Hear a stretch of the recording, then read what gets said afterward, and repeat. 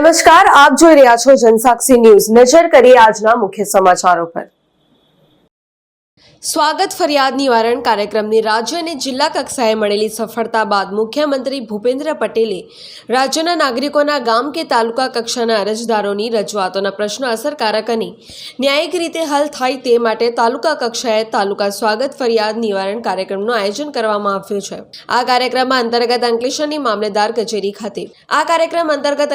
મામલેદાર કચેરી ખાતે જિલ્લા કલેક્ટર ગૌરાંગ મકવાણાની અધ્યક્ષતા હેઠળ તાલુકા કક્ષાનો સ્વાગત ફરિયાદ નિવારણ કાર્યક્રમ યોજાયો હતો, જેમાં અંકલેશ્વરના પ્રાંત અધિકારી ભવદીપસિંહ જાડેજા, મામલેદાર કરણસિંહ રાજપૂત, તાલુકા વિકાસ અધિકારી હિરેન બારોટ સહિત વિવિધ વિભાગોના અધિકારીઓ અને તલાટીઓ અને અરજદારો હાજર રહ્યા હતા।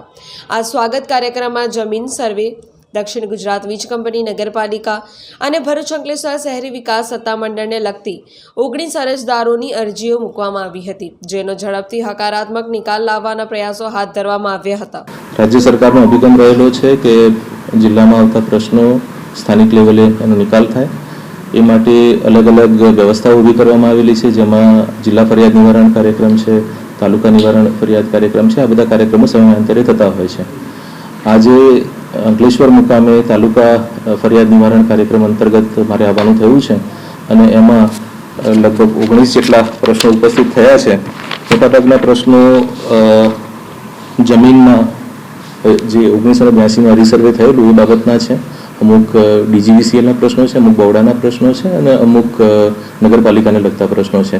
આ તમામ પ્રશ્નોનો સમયમર્યાદામાં નિકાલ આવે અને નાગરિકોને ઝડપથી એનું નિરાકરણ મળે એ માટેની સૂચનાઓ આપેલી છે। જે કિસ્સામાં વિશેષ અભ્યાસની જરૂર છે અને પૂરતો અભ્યાસ કર્યા પછી એ પ્રકરણોને ચલાવવા પાત્ર થાય તો એના માટે પણ અલગથી નાયબ કલેક્ટરશ્રી અને પ્રાંત અધિકારીશ્રીને સૂચના આપવામાં આવી છે।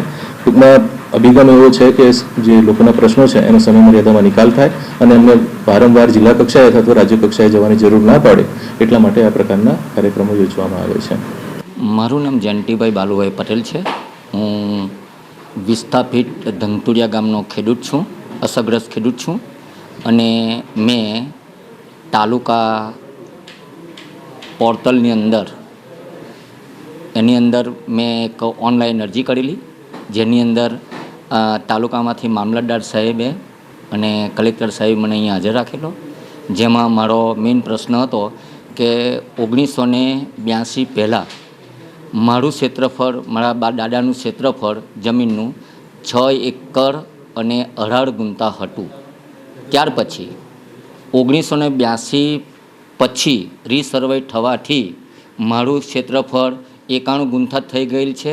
એના માટે મેં મારું ક્ષેત્રફળ મૂળ સ્થિતિમાં લાવવા માટે મેં આ પોર્ટલ પર ઓનલાઈન અરજી કરી।